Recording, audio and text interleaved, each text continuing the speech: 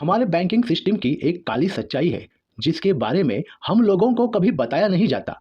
DICGC के according आप एक बैंक अकाउंट में कितना भी पैसा डालो, पर अगर कोई भी बैंक बंद होता है और अगर मान लो आपके या किसी के भी अकाउंट में करोड़ों रुपए सेविंग हो, तब भी आपको सिर्फ 5 लाख तक ही वापस मिलेंगे। यानी आपके रखे हुए टोटल अमाउंट में से सिर्फ 5 लाख तक का ही अमाउंट इंश्योर्ड है। हम लोगों को बचपन से सिखाया तो गया है कि मेहनत करो, पैसा कमाओ और उसे बैंक में सेव करो, क्योंकि बैंक सबसे सेफ है, ताकि आपकी मेहनत की कमाई सेफ रहे और बढ़ती इन्फ्लेशन के साथ आपका पैसा भी धीरे धीरे बढ़ता रहे। पर क्या आखिर ऐसा होता है? बिल्कुल भी नहीं। इसलिए रॉबर्ट क्यूसाकी हमेशा से कहते हैं कि पुअर मेंटालिटी वाले लोग अपना पैसा बैंक में रखते हैं और अमीर होने के सपने देखते हैं, जबकि रिच माइंडसेट वाले लोग पैसों से एसेट बिल्ड करते हैं और बैंक का पैसा यूज करके एसेट बनाने में लगाते हैं और अमीर बन जाते हैं। तो आज की वीडियो में मैं आपको 8 ऐसे अमेजिंग एसेट के बारे में बताने वाला हूं जिसमें इन्वेस्ट करके आप अपनी लाइफ को पूरी तरीके से चेंज कर सकते हैं। जिसमें सबसे पहला एसेट आता है, एसेट नंबर 1, वो है real estate. The goal is to buy green house and one red hotel. Robert Kiyosaki अपनी बुक में इस फ्रेजेस को कई बार यूज करते हैं, जिसका सीधा सीधा मतलब है invest in real estate. India में अगर रियल एस्टेट का मार्केट साइज देखा जाए तो साल 2030 तक ये $1 ट्रिलियन टच करने वाला है और इस समय हमारी टोटल जीडीपी का 13% अकेला रियल एस्टेट सेक्टर ही कंट्रीब्यूट करता है।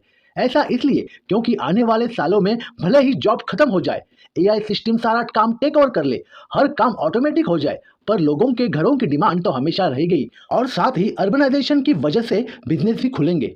यानी ये इकलौता ऐसा एसेट है जिसमें आज से 50 साल पहले भी जम के कमाई थी और अगले 100 सालों के बाद भी रहेगी, क्योंकि आज की डेट में कमर्शियल, रेजिडेंशियल और रिटेल स्पेस की डिमांड काफी बढ़ रही है। और इकोनॉमिक टाइम्स की रिपोर्ट कहती है कि अगले 10 सालों में इंडिया में रियल एस्टेट सेक्टर 18.7% तक का कंपाउंडेड एनुअल ग्रोथ रेट देने वाला है। साथ ही एक रियल एस्टेट प्रॉपर्टी को एक अच्छा खासा रेंटल यील्ड भी ऑफर करती है, यानी एक रेगुलर सोर्स ऑफ इनकम। तो अगर आप किसी भी प्रॉपर्टी में मान लो 80 लाख रुपए इन्वेस्ट करके रेंट पर लगाते हो, तो आप देख ही सकते हो 18.7% की एनुअल सीजीआर से आपकी प्रॉपर्टी की क्या वैल्यू बनेगी। 10 साल बाद 4 करोड़, 15 साल बाद 10 करोड़ और 20 साल बाद आपकी 80 लाख की प्रॉपर्टी 24 करोड़ की हो चुकी होगी, जिसमें आपको 74 लाख का एनुअल रेंटल यील्ड मिल रहा होगा। यानी एक साथ दो फायदे, पहला तो लैंड वैल्यू एक्सप्रिसिएशन और दूसरा regular source of rental income. पर रियल एस्टेट में एक लार्ज अमाउंट डालना सबके बस की बात नहीं है, और अगर आप कोई भी रियल एस्टेट प्रॉपर्टी खरीदना चाहते हो तो you can invest in real estate investment trust, यानी कि रेल्स। म्यूचुअल फंड की तरह एक ट्रस्ट होता है ये, जिसको इंडिया की सिक्योरिटी बोर्ड यानी सेबी भी मान्यता दे देती है। पर इस ट्रस्ट में पैसा लगाने से आपको स्टॉक नहीं बल्कि रियल एस्टेट प्रॉपर्टी का कुछ यूनिट हासिल हो करते हो। आपका पैसा रियल एस्टेट मार्केट की अलग अलग प्रॉपर्टी में इन्वेस्ट किया जाता है, जैसे कि apartment, office, shopping malls, hotels etcetera etcetera. यहाँ आपको कैपिटल एक्सप्रिसिएशन का फायदा तो मिलता है, पर रेंटल यील्ड की जगह यह आपको मिलता है डिविडेंड। यानी कुल मिलाकर सारा पैसा बैंक में जमा मत करो, invest in real estate also. अब आते हैं एसेट नंबर 2 पे, fine arts and collectibles. Real estate के बाद अगर कोई ऐसा एसेट है जो आपको सच में रेपुटेशन और पैसा दोनों कमा के दे सकता है, तो वो है fine arts and collectibles. India एक ऐसा देश है जहां हेरिटेज और कल्चर की भरमार है। यहां आपको कई सारे आर्ट्स, क्राफ्ट्स, पेंटिंग और ऑर्नामेंट्स देखने को मिल जाएंगे, जिसकी फिजिकल वैल्यू टाइम के साथ साथ बढ़ती रहती है। मधुबनी पेंटिंग्स, तंजौर आर्ट्स इसके कई सारे फेमस एग्जाम्पल है, और आज भी इंडिया में आर्ट और कल्चर हेरिटेज आइटम की उतनी ही डिमांड है जितनी राजा महाराजाओं के टाइम थी, क्योंकि आइटम आपकी लिविंग स्टैंडर्ड और आपके फाइनेंशियल स्मार्टनेस का सिंबल होता है। अब सवाल आता है कि ये सब पेंटिंग वगैरह तो अमीर लोगों के लिए है ना, हम मिडिल क्लास लोग ये कैसे खरीदेंगे? तो आपको मैं बता दूं, इंडिया में कई आर्ट्स और कलेक्टेबल्स आइटम ऐसे भी है जो आप मात्र 10,000 में खरीद सकते हो और उसको बेचने पर 50 से 60,000 रुपए मिल जाएंगे। Story limited of saffron arts जैसे कई प्लेटफॉर्म है जहां से आप एंटीक कॉइन्स और पेंटिंग खरीद सकते हैं, और वो भी प्रॉपर वेरिफिकेशन के साथ। आप इस वेबसाइट पर देख सकते हो 1939 का ये कॉइन आपको 1 लाख से 6 लाख रुपए तक कमा कर दे सकता है। तो आईफोन और कार की ईएमआई में हर महीने 20-20 हजार देना बंद करो और इन्वेस्ट इन फाइन आर्ट्स। अब आते हैं asset number 3, index fund and stocks. अगला तरीका जो आपको बैंक के मुकाबले ज्यादा हाई रिटर्न दे सकता है, और सबसे बड़ी चीज इन्फ्लेशन से लड़ने में भी आपका सबसे पावरफुल वेपन साबित हो सकता है, वो है इन्वेस्टमेंट इन स्टॉक मार्केट, जिसमें दो चीजें आती है, स्टॉक और इंडेक्स फंड। स्टॉक मार्केट इसलिए क्योंकि इंडिया में इन्फ्लेशन तेजी से बढ़ रहा है और साल 2024 में ये 7.4% तक पहुंच चुका होगा। हेल्थ से लेकर एजुकेशन तक, ग्रोसरी से लेकर लग्जरी तक, कपड़ों से लेकर खाने तक सब कुछ बढ़ चुका है। पर क्या बैंक में रखा आपका पैसा बढ़ा या नहीं? बैंक आज भी वही के वही अटके हुए हैं जहां से आज से 7 साल पहले थे। एफडी पर इंटरेस्ट रेट आज से कुछ साल पहले 5 से 7% है और आज भी उतने ही है। कहने का मतलब, अगर आप बैंक में 10,000 रुपये इन्वेस्ट करते हो और एग्जाम्पल के लिए आपको 4% का इंटरेस्ट रेट मिल रहा है, तो 1 साल बाद आपके 10,000 रुपये की वैल्यू होगी 10,400 रुपये। पर उस समय इन्फ्लेशन भी 6% बढ़ चुका होगा, यानी सही महीनों में आपका 10,400 की ओरिजिनल वैल्यू होगी 9,776 रह जाएगी। इसलिए आपको एक ऐसा इन्वेस्टमेंट चाहिए जो आपको मार्केट इन्फ्लेशन से ज़्यादा रिटर्न दे। यानी अगर इन्फ्लेशन 7% है तो आपको मिलने वाला रिटर्न होना चाहिए 12 से 13%। और हमारे इंडियन स्टॉक मार्केट और इंडेक्स फंड ने पिछले 10 सालों में ये काम करके दिया है। इंडेक्स फंड में देश की टॉप 30 और टॉप 50 कंपनीज आती है, और अगर स्पेशली निफ्टी 50 इंडेक्स की बात की जाए, इस पर्टिकुलर इंडेक्स ने अपने इन्वेस्टरों को 12 से 13.5% का एनुअलाइज रिटर्न दिया है।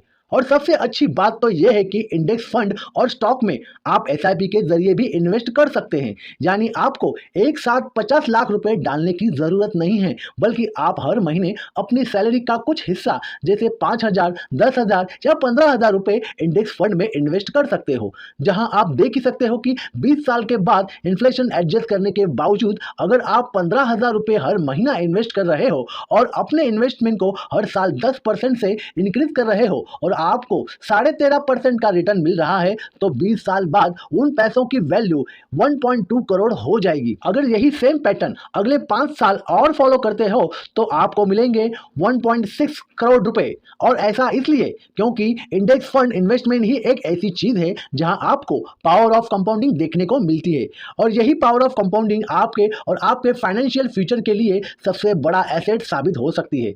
अब आते हैं एसेट नंबर 4, यूज डेब्ट एडवांटेज। इंडिया में 90% लोग डेब्ट का यूज सिर्फ लाइबिलिटीज परचेज करने के लिए करते हैं, जबकि यू हैव टू यूज डेब्ट एंड एडवांटेज। रॉबर्ट क्यूसाकी, जिनके ऊपर 1.2 बिलियन डॉलर का डेब्ट है और जिसके लिए लोग उन्हें ट्रोल कर रहे थे, असल में वो डेब्ट बैड नहीं बल्कि गुड डेब्ट है। रॉबर्ट क्यूसाकी ने बैंक से जितना भी पैसा डेब्ट में लिया है, उससे उन्होंने रियल एस्टेट में प्रॉपर्टी, गोल्ड और सिल्वर माइंस के शेयर खरीदे, जो आने वाले कुछ सालों में उनका सारा डेब्ट क्लियर करके उन्हें सुपर बिलियनियर बना देगा। और अगर आप किसी रैंडम इंसान को 5 लाख या 10 लाख का क्रेडिट दो और उसे बोलो चाहे जिसका यूज कैसा भी करो, उसके मन में तो सबसे पहला ख्याल आता होगा आईफोन लेने का, उसके बाद वो महंगा लैपटॉप लेने का, उसके बाद कुछ पैसे बचे तो वो शॉपिंग कर लेगा या 20-25 हजार की कोई स्मार्ट वॉच ले आएगा। अगर इसके बाद भी कुछ पैसा बच जाए तो खाने पीने में उड़ाकर वो खुश हो जाएगा। और तो और कुछ महानुभाव ऐसे भी होते हैं जो ईएमआई का ऑप्शन देखते ही अपनी सैलरी और अपनी औकात दोनों ही भूल जाते हैं। अब कई लोगों को 35,000 की नई नई नौकरी लगती है और ऑफिस के बाहर आते ही गाड़ी का शोरूम में गाड़ी का एक्स शोरूम प्राइस देखते ही 7 लाख रुपए, जो 15,000 रुपए मंथली ईएमआई पर मिल रहा था, बस जाते ही शोरूम में ईएमआई पर गाड़ी उठा लेते हैं। फिर कुछ ऐसे भी होते हैं जो जीवन भर ठीक ठाक सेविंग तो करते हैं, लेकिन अपने मिडिल क्लास शेल को ब्रेक करके रिच में आने ही वाले होते हैं, अमीर बनने ही वाले होते हैं, तभी वो लेते हैं अपना घर और जीवन भर की कमाई जो 40-50 लाख सेविंग किए होते हैं वो उसे निकालते हैं। 1 करोड़ का ड्रीम हाउस लेने के लिए जीवन भर जो कमाया है उसका डाउन पेमेंट कर देते हैं और बचे 50 लाख का 45,000 रुपये पर मंथ की ईएमआई बनवा लेते हैं और जीवन भर की कमाई लगाने के बाद 20 साल और काम करते हैं ताकि हर महीने ईएमआई निकलती रहे। और रॉबर्ट क्यूसाकी के जैसे लोग इस डेब्ट का सही यूज करते हैं। वो 1 करोड़ की पूरी प्रॉपर्टी लेने की बजाय 30 लाख की 3 प्रॉपर्टी लेते हैं, आप समझ रहे हो, जिसमें एक खुद के लिए यूज करते हैं और बाकी 2 प्रॉपर्टी मंथली रेंट पे लगाकर सारी ईएमआई कवर कर लेते हैं। यानी कुछ ही सालों में प्रॉपर्टी भी अपनी और एक रेगुलर रेंटल इनकम भी।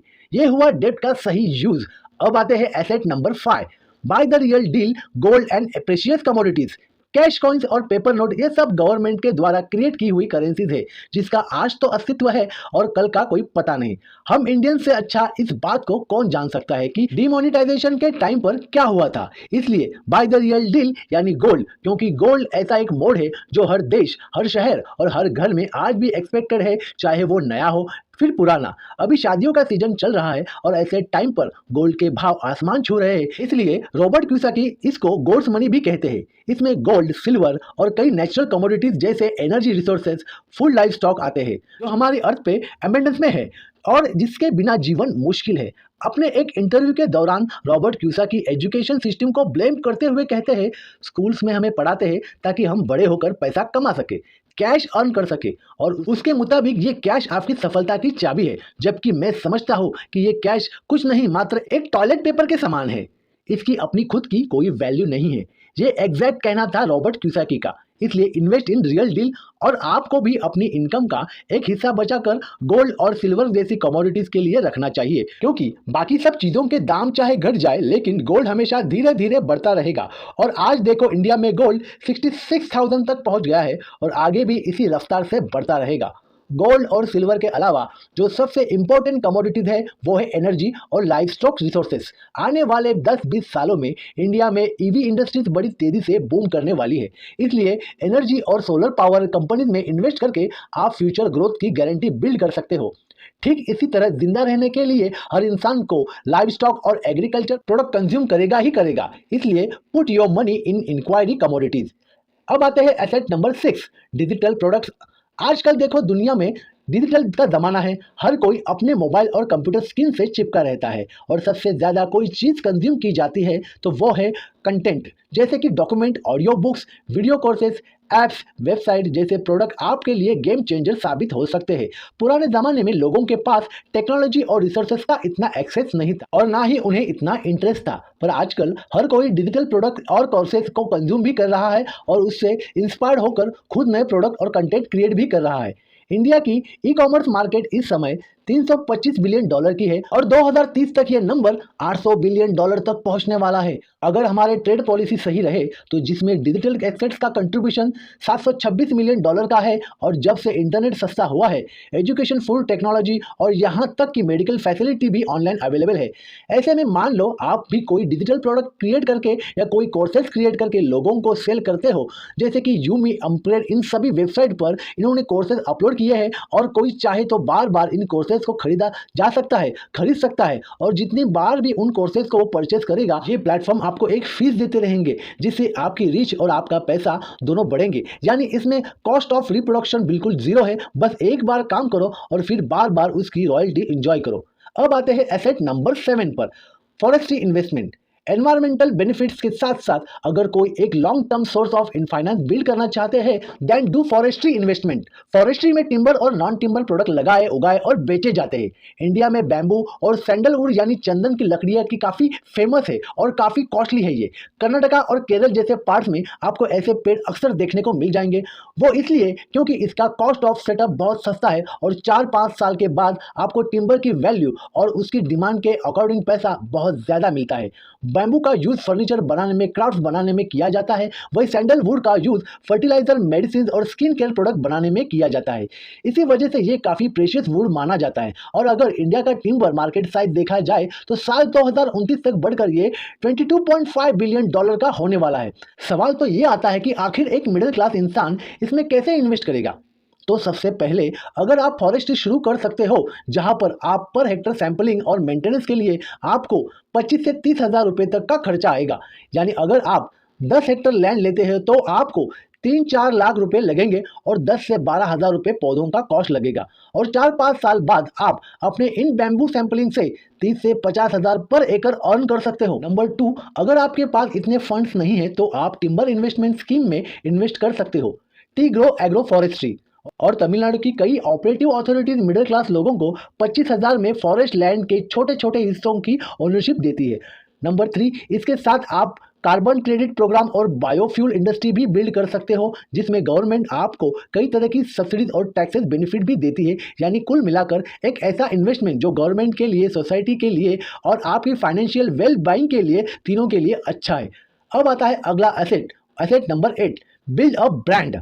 इसका मतलब एक ऐसा प्रोडक्ट या एक ऐसा बिजनेस जिसके नाम से लाइफ टाइम सेल्स होती रहेगी, भले ही आप उसका पार्ट रहो या ना रहो। एग्जाम्पल के लिए इंडिया की काफी फेमस ब्रांड है जिसकी टेक लाइन है द टेस्ट ऑफ इंडिया।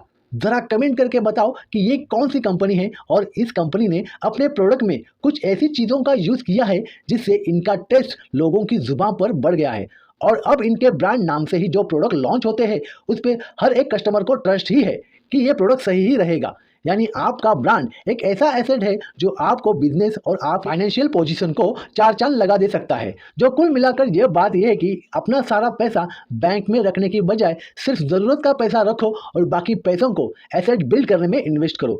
तो आई होप आपको ये वीडियो पसंद आया होगा, ये सारी बातें आपको समझ आई होंगी। तो वीडियो पसंद आए तो वीडियो को लाइक करें, शेयर करें। तो मिलते हैं ऐसी नेक्स्ट वीडियो में, तब तक के लिए जय हिंद, धन्यवाद।